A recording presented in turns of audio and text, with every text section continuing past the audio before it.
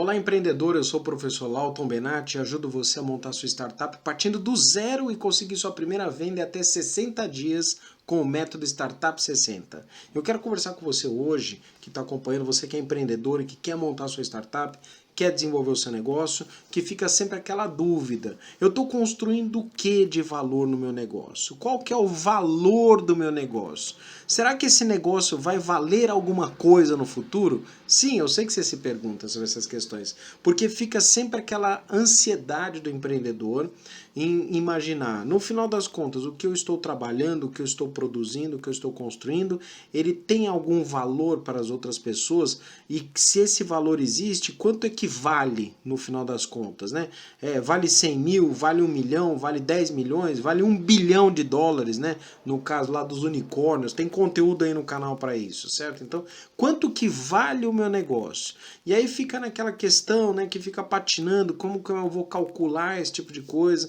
Então, saber o valor da empresa, o que significa esse termo que eu vou falar agora para vocês, chama valuation, né? O que é e como calcular o valuation das empresas. Como alcançar ou multiplicar o valor da sua empresa? Como saber quanto que vale o negócio que você está construindo? Então essas são perguntas justas, tá? Então todo empreendedor ele quer realmente saber se ele está construindo um valor, se ele está de fato gerando valor, né, na empresa, né? Então qual que é o valor efetivo do negócio que ele está sendo construído, né? Os empreendedores eles trabalham para fazer o negócio dar lucro, obviamente, né? Então, todo mundo trabalha para que o negócio dê lucro.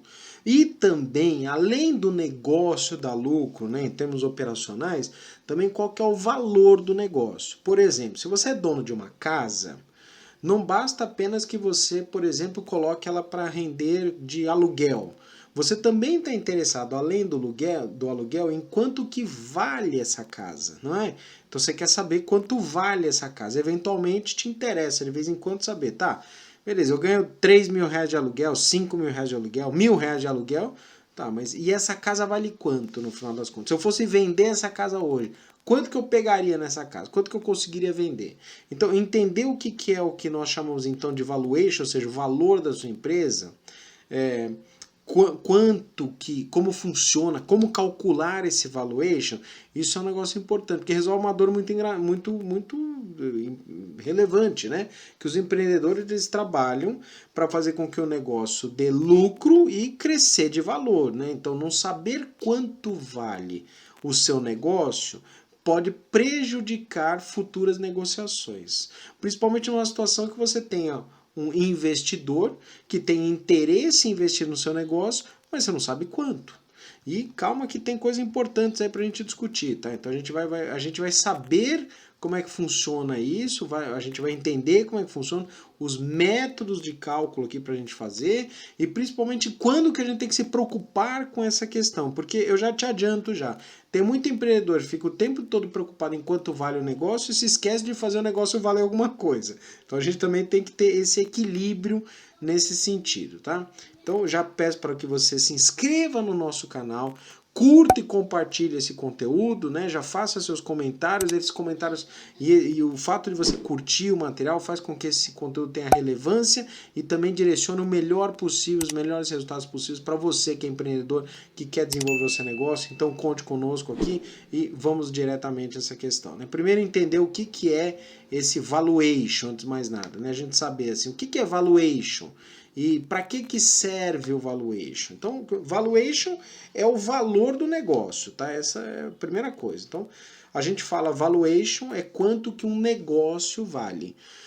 Ele vale 100 mil, ele vale 200 mil, ele vale 1 milhão, ele vale 10 bilhões de dólares. Quanto que vale? Isso é o termo que chama valuation. E a próxima pergunta é: para que serve o valuation? O valuation ele serve para que a gente possa mensurar, se fosse traduzir todo o seu negócio em dinheiro, quanto é que esse negócio teria de valor. Tá? Então esse é importante para a gente conversar. E depois o próximo passo é entender quais são as variáveis que interferem no valor do seu negócio. Porque se parar para pensar, um negócio que seja muito bonito, estruturado, ele provavelmente ele vale mais né? Se a gente pegar essa variável, beleza, estrutura, ele vale mais do que um negócio que, por exemplo, é feio e desestruturado. No primeiro momento seria isso. Agora, imagina a seguinte situação: você tem um negócio que é bonito, é estruturado, mas não tem clientes.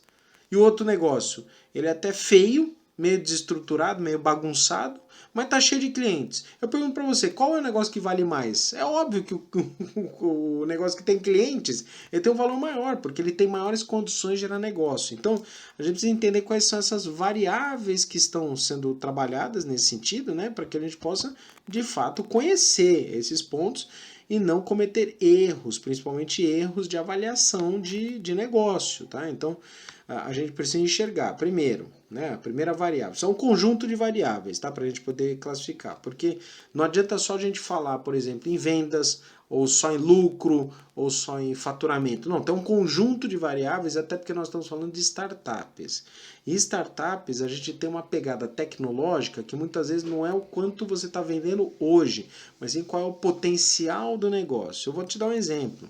Essa última ferramenta que tanto está mexendo com as estruturas do mercado tecnológico, ChatGPT, ele pouco vende. O resultado do que ele arrecada de vendas é muito baixo. Até então ele não vendia nada. Agora que ele passou a fazer uma assinatura lá ridícula de alguns poucos dólares. Tá? Mas até então, o faturamento era zero. E mesmo assim, a capacidade tecnológica é tão grande e o potencial de transformação do mercado é tão grande que ela recebeu logo de cara $1 bilhão de um empresário indiano e $10 bilhões da Microsoft. Então recebeu $11 bilhões, fora os outros investimentos que já haviam recebido. Então você vê que às vezes eu posso ter até um faturamento baixo ou às vezes nem compensatório. O exemplo, o WhatsApp, por exemplo, até hoje não fatura nada. Ele não tem uma renda, né? O WhatsApp em si, ele não tem uma renda.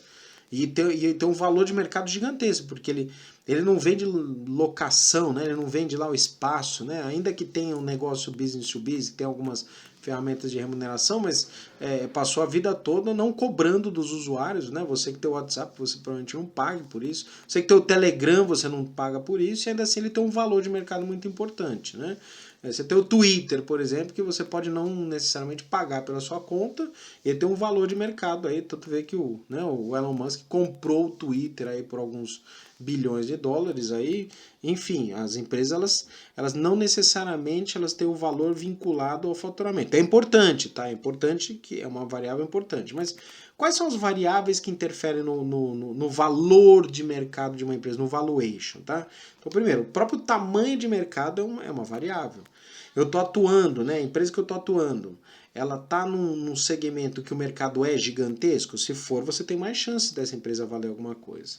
Você tem a visão do empreendedor e o time, né? Então a figura, a primeira visão do empreendedor e o próprio time né? de colaboradores do empreendedor. Porque dependendo de como é que é esse empreendedor, ele pode ter um maior ou menor valor. Porque isso está associado à capacidade dos gestores. Se você tiver uma empresa em que os gestores eles não tenham muita capacidade tecnológica ou de negócio, provavelmente a empresa vale menos ou não vale nada. Ao passo que você pode ter uma empresa que às vezes é até pequena, mas você está com um conjunto de empreendedores muito valiosos, que tem bastante experiência, tem bastante network, muito contato, então provavelmente a empresa já vale mais.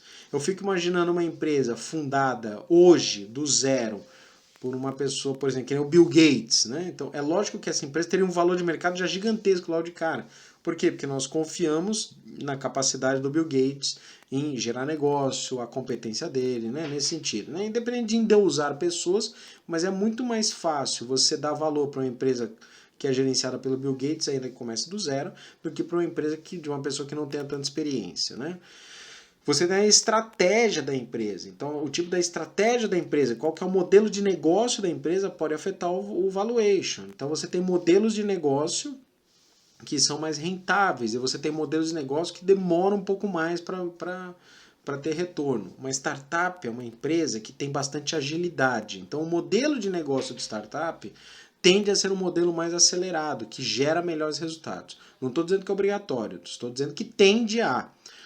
É óbvio, se tudo fosse perfeito nas startups, nenhuma startup quebraria, o que a gente sabe que não é verdade. A maioria, inclusive, quebra. Tá? Então a gente precisa tomar um certo cuidado nesse sentido. De novo, não é para endeusar pessoas e empresas, mas a gente enxerga que as startups elas têm um grande potencial de crescimento. Produtos e serviços também. Qual é o produto e serviço que é oferecido? Né? Qual que é o recorte de produto e serviço que está sendo oferecido?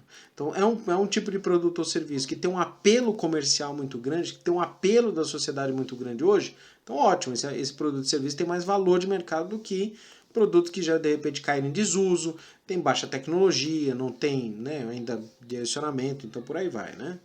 A quantidade de concorrentes desse mercado, então se você está navegando num oceano azul com baixos concorrentes, às vezes nenhuma concorrência, existe uma grande chance de você ter um domínio do mercado, pelo menos parcial ou inicial. Então os concorrentes também têm um impacto muito grande nesse sentido. O crescimento do mercado também, ou o momento do mercado, é algo fundamental. Você tem um monte de iniciativas que são espetaculares, mas estão definidas no momento de mercado incorreto ou inadequado, ou é muito novo ainda, o mercado não está preparado para isso. Então, às vezes você tem ideias espetaculares, mas o mercado ainda não está preparado para lidar com essa situação. Em outras situações, a ideia é muito boa, mas o mercado já passou o bonde, já caiu em desuso. Então, a gente precisa enxergar a capacidade de crescimento do mercado, o momento do mercado. Então tem situações em que existe uma capacidade muito grande de crescimento do mercado, mas o momento de mercado agora está passando por uma crise, está passando por um abalo no mercado financeiro, então não, às vezes não é um momento propício para essa questão, né? Então pode acontecer, né? Um conjunto de fatores. Nós temos aí a questão do desenvolvimento tecnológico. Isso sim afeta principalmente no caso das startups. Eu estou trabalhando com um tipo de atuação, produto, serviço ou mercado de alta tecnologia, você sempre tem maiores perspectivas que isso gere resultados, né? Que dê maior valor para a sua empresa, que você consiga construir ou alcançar o maior valor possível. Agora, tem situações ou empresas ou modelos de negócio que a questão tecnológica é muito baixa, então você pode ser facilmente copiado, você pode ser facilmente ultrapassado porque a sua capacidade tecnológica é muito baixa. Então, nesse sentido, a capacidade tecnológica tem um peso gigantesco no valor das empresas, das variáveis. E eu costumo dizer que existem as chamadas variáveis não mapeadas, que são as coisas que a gente não faz a mínima ideia que vai aparecer e ninguém vai saber, como por exemplo, um acaso do mercado, uma mudança do mercado, algo que a gente não prevê e essas variáveis elas podem afetar. Lógico, tem um mínimo, né, do planejamento estratégico, a gente não pode fazer planejamento estratégico considerando aquilo que a gente não prevê, mas ainda assim isso deve ser levado em consideração, como por exemplo, um concorrente apresenta uma nova tecnologia que não estava sendo esperada, há uma mudança na legislação não esperada, há um direcionamento, um acidente ou uma situação qualquer que acontece na sociedade que pode expandir por completo o valor de mercado. Eu estava conversando com uma empresa que trabalha com um produto, né, um gel anti-chamas, né, e provavelmente, né, agora que a gente teve passado alguns anos dos acidentes que aconteceram com, por exemplo, a Boate Kiss, por exemplo, é óbvio que esse produto ele tem mais apelo do que estivesse sendo ofertado antes do trágico acidente da Boate Kiss. Então é lógico que um produto como esse tem um apelo comercial hoje trágico, né? Infelizmente, mas em termos de variáveis não controláveis pode acontecer esse tipo de coisa, certo? Bom, nós temos então diversos métodos para calcular ou definir o valor da empresa, né? O valuation da empresa, certo? O que a gente vai conversar aqui sobre esses métodos, mais do que o aspecto técnico em si, porque o aspecto técnico exige contas e tudo mais, não é o foco desse vídeo aqui, mas eu vou citar para vocês os diversos métodos, eu vou citar aqui para vocês 7 métodos, inclusive. Você não encontra esses 7 métodos consolidados em um único ambiente, é importante deixar claro. Se você pesquisar, você vai encontrar 2 ou 3, então eu estou reunindo para você em uma única apresentação, em um único vídeo aqui, conteúdo, 7 métodos para você desenvolver, para que você possa pensar. Alguns métodos eles são de fato baseados em uma questão subjetiva, e isso é importante entender nas startups, que nem tudo é levado nos aspectos da objetividade, tá? Então existe um alto grau de subjetividade nessas questões, porque depende muito de premissas futuras do que de situações passadas. Até porque nós estamos falando de startups, diferente de um valor de mercado de uma empresa qualquer. Então, para que a gente possa conversar com isso, eu primeiro preciso só fazer um rápido exercício comparativo de valor. Você pegar uma empresa tradicional, como é que funciona o valor de mercado de uma empresa tradicional? As pessoas fazem assim, no básico, tá? Elas fazem o seguinte, primeiro elas somam tudo que a empresa tem de ativo. Cadeira, computador, prédio, essas coisas todas, que isso é o tangível, isso não tem muito o que discutir. Uma startup também pode fazer isso, tá? Então você calcula o ativo tangível lá, então o carro da empresa, prédio da empresa, computador da empresa, mesa, cadeira, fio, instalações, você tem isso aí, é tangível direto. E depois calcula uma base, como por exemplo, você tem um total de faturamento dos próximos tantos meses, né? Por exemplo, dos próximos 5 anos, dos próximos 24 meses, dos próximos 12 meses, e com base nisso você tem um valor de uma empresa tradicional, uma pizzaria, um escritório contábil, você tem um escritório jurídico, você tem uma empresa, uma indústria de transformação, enfim, você calcula isso, você calcula o valor dos ativos do parque tecnológico, né, do parque industrial, você calcula o faturamento que ela tem e isso te dá um valor da empresa. Isso é o básico, na verdade, de valuation, né, de valor de empresa. Nas empresas tradicionais funciona, que é uma maravilha isso. É um modelo extremamente consolidado, né? Que esse é o modelo chamado total de ativos mais o lucro líquido. Esse é o mais simples de todos, esse é o primeiro dos 7, tá? Agora, uma startup, o que acontece? Por que esse método para startup ele pode não ser tão representativo? Porque a gente está falando, de uma forma geral, para empresas que já estão consolidadas. E uma startup, ela está em constante transformação. O que ela fatura hoje provavelmente não vai ser o que fatura amanhã, ela provavelmente vai faturar muito mais, ou está passando por oscilações. Ou ela às vezes não tem faturamento nenhum e daqui a pouco ela tem um faturamento gigantesco. Então a startup, ela tem uma... O caminhar da startup é diferente de uma empresa convencional. Aí é que está a questão. Então, por conta disso, o que nós temos é que esse método do total de ativos mais o lucro líquido, ele não é geralmente utilizado para calcular o valor de uma startup. Não funciona dessa forma. Por isso que geralmente o que se faz é esse método é mais utilizado para as empresas convencionais do que para startups. Para startups, o que se costuma fazer são outros métodos, como por exemplo, eu posso utilizar então o segundo método que é chamado do método base zero. O que é o método base zero? Como é que o próprio nome diz, né? Então, base zero, aqui a gente está dizendo o seguinte, se eu começasse do zero hoje, né, a empresa, né? Então, metodologia base zero, eu começasse do zero hoje, né, quanto que eu precisaria de dinheiro para alcançar a situação, a posição, né, atual que nós temos. Então, o método base zero, ele é baseado nessa questão. Ele diz o seguinte, se eu zerasse tudo e começasse do zero e gastasse dinheiro, qual o valor que eu precisaria ter de dinheiro? É um método que funciona para startups também, para eu deixar claro, tá? Mas ainda assim, esse é um método ainda bastante, que a gente considera um método bastante conservador. Tá? E para as startups, os métodos conservadores não são, digamos assim, os mais adequados para você calcular. Nós temos então próximo, né, então, do total de 7, nós temos o método de Venture Capital, né, então a ideia do método de Venture Capital, né, o capital de risco, né, essa é a ideia do Venture Capital, só para entender, nós já tivemos material, a gente vai explicar mais vezes. Venture Capital, capital de risco, geralmente são empresas que fazem o investimento em startups com base em alto risco, altíssimo risco, né?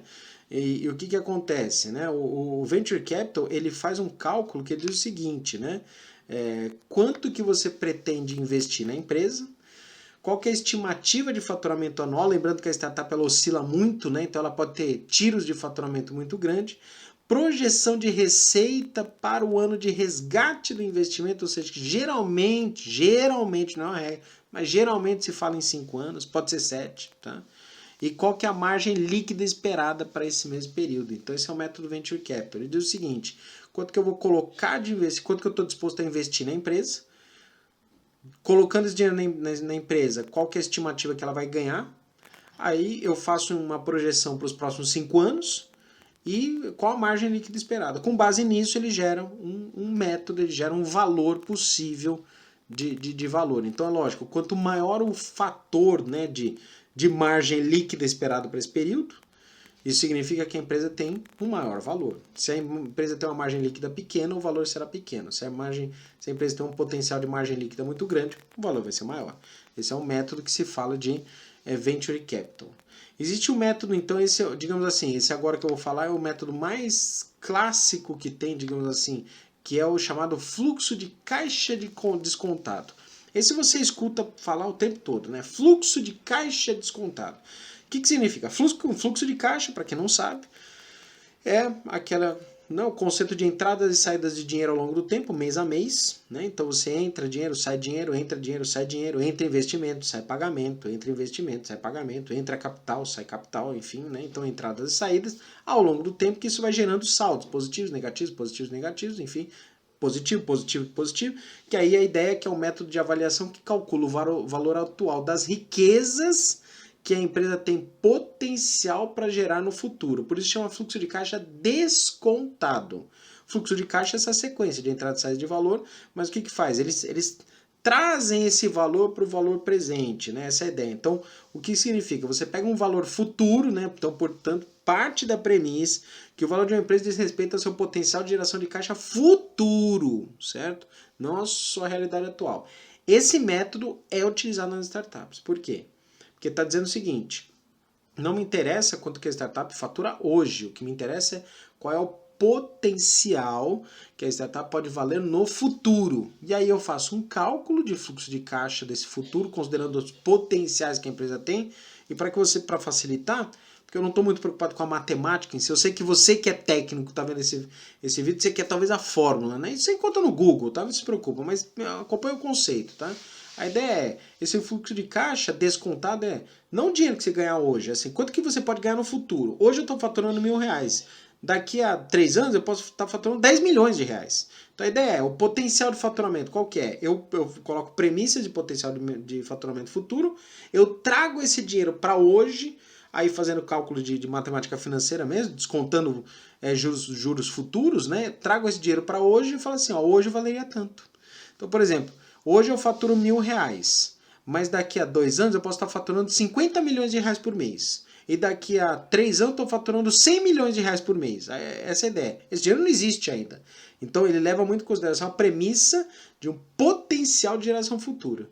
Então o que faz? Você pega o fluxo de caixa total desse período, faz o desconto, ou seja, você traz esse a valor presente e aí dá um valor atual. É lógico que esse método, se você pegar o valor que você faturar hoje, R$1.000, não dá o valor que está previsto, porque a gente está falando de potencial de faturamento. Qual que é o risco desse cálculo? O risco é esse potencial não se concretizar. Então você faz um cálculo de um potencial de faturamento de 50 milhões, daqui a 3 anos, por exemplo, só que digamos que a gente viaje no tempo. Eu chego lá em 3 anos, em vez de faturar 50 milhões, eu só estou faturando 10. Ainda que tenha crescido, mas eu fiz um cálculo com potencial de faturamento de 50, não fiz o cálculo de potencial de faturamento de 10. Então significa que o valuation que foi definido lá atrás, quando eu trouxe o dinheiro lá na presente, foi, né, sobrevalorizado. Então a gente só precisa tomar um certo cuidado. Por isso que você geralmente tem modelos que a gente fala do modelo pessimista, provável e otimista. A gente vai falar sobre isso daqui a pouco, tá? Bom, nós temos um método de avaliação por scorecard, né? Então, para quem não sabe, né, o scorecard, né, então esse é um método, né, que é utilizado para premissa de investimento, para premissa de planejamento estratégico, né? Então o método scorecard é uma abordagem realmente bem analítica, tá? Que ele compara ao método que o pessoal fala, compara ao método de capital de risco, né? Que depende de uma visão do avaliador, né? O método ele vai avaliar de forma mais qualitativa os aspectos do negócio. Então ele leva muito em consideração qual que é o empreendedor e o time da startup, o mercado consumidor da startup, o grau de inovação da startup, o risco da startup. Então, a ideia do scorecard é como se eu fizesse pequenos rankings, né? Então, o scorecard é como se fosse o método de avaliação, né? Ele trabalha muito com planejamento estratégico, não cabe a gente discutir, né? Então, é um método já consolidado no planejamento estratégico. Depois a gente pode construir conteúdos específicos para isso, não vale a pena a gente abordar, mas a gente leva em consideração diversas variáveis. O empreendedor, o mercado consumidor, o grau de inovação, o risco de mercado. Então, diversos fatores que com base nos pesos que são definidos nesses fatores, na projeção que pode ser feita, eu posso gerar então um valor, sempre pensando, né, no conceito de matemática financeira. Eu tenho esse valor ao longo do tempo, eu sempre trago esse valor para hoje, porque já que eu estou fazendo avaliação, estou falando, hoje o valor é tanto. Então, existe a premissa também, né? Então, muito semelhante, inclusive, ao fluxo de caixa descontado. A única questão é que a diferença do fluxo de caixa descontado e o método de avaliação por scorecard é que o fluxo de caixa descontado, estou falando especificamente do faturamento, e o método por scorecard tem outras premissas que são faladas, né? Então, são outras questões que são abordadas, como, por exemplo, potenciais, né? Então, tem outros aspectos a serem abordados, ok?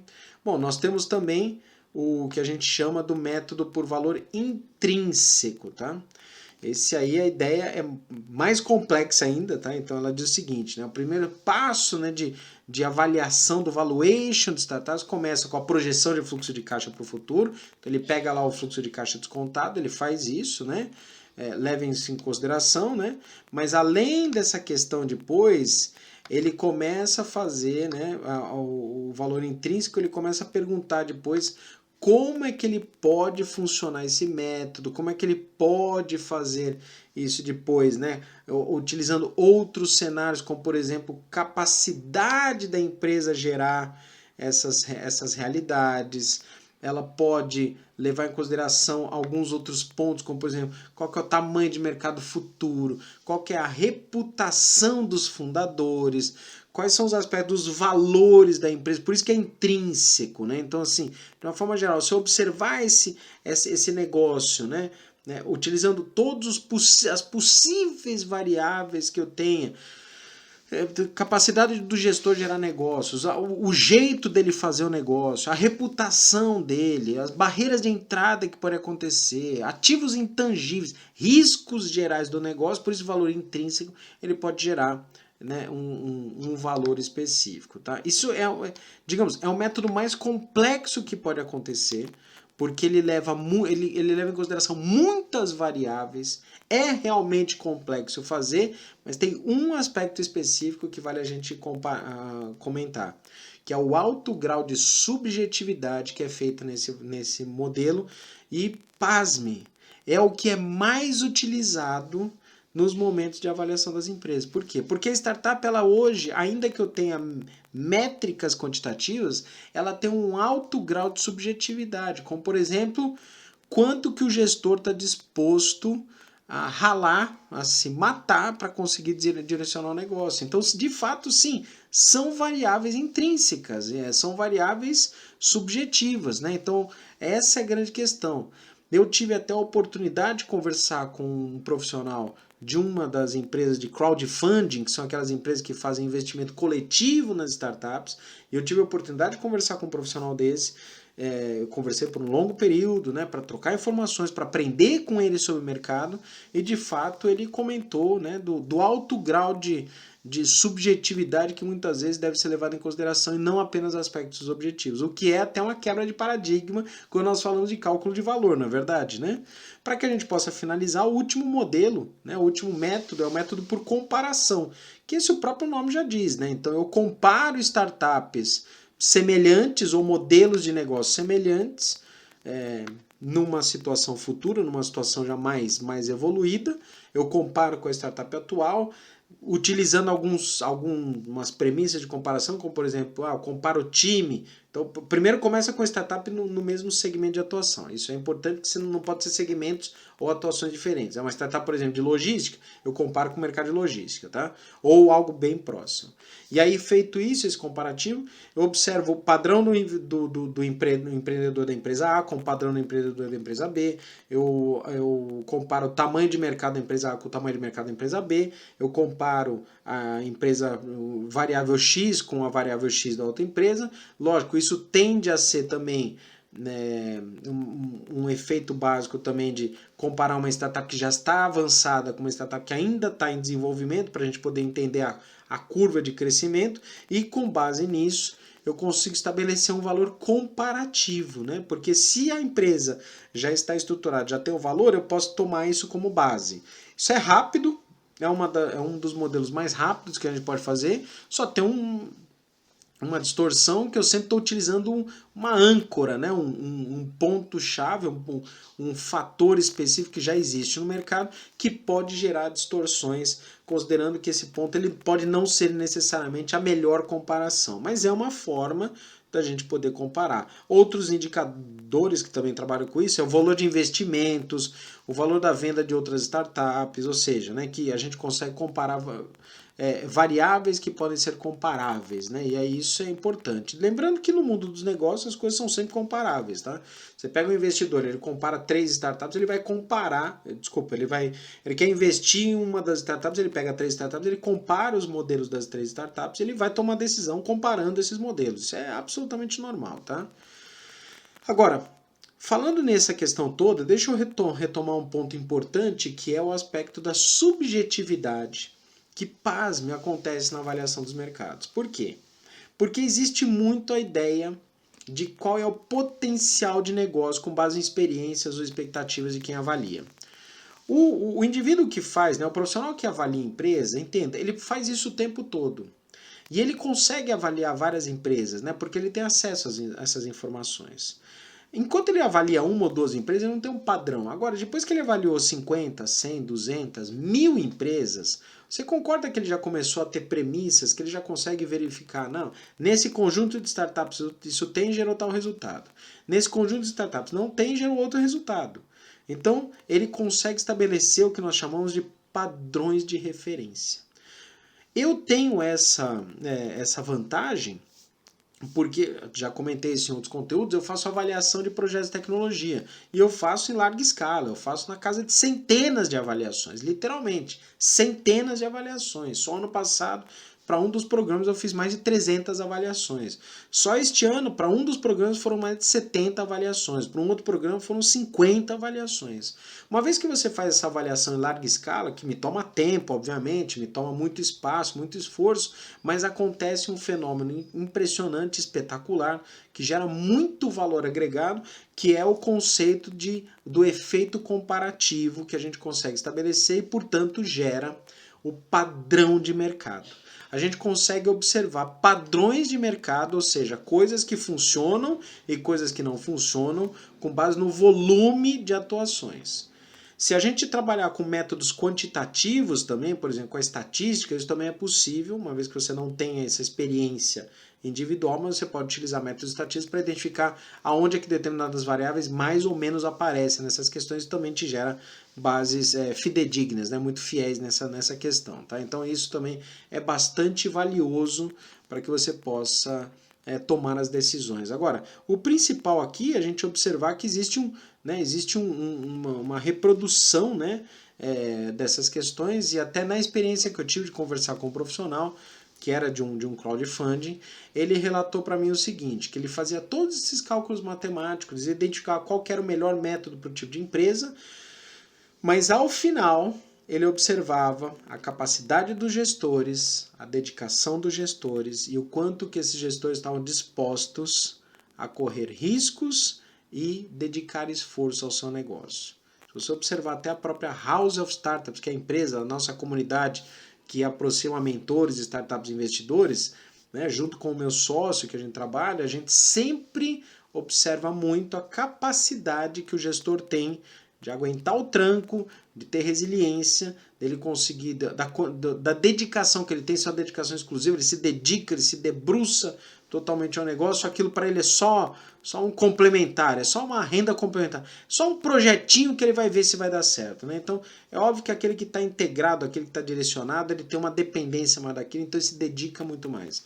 Então, no final das contas, a gente aprendeu com o tempo que eu posso fazer todos os cálculos possíveis, mas os grandes negócios de fato aparecem quando a gente encontra empreendedores que estão verdadeiramente dedicados ao negócio, e é isso que eu espero que você faça também no seu negócio. Né? Então, por isso que quando a gente pensa, né, enquanto que o empreendedor deve se preocupar com valuation, em que momento que ele deve se preocupar? Respondendo a primeira pergunta não se preocupe tanto por hora.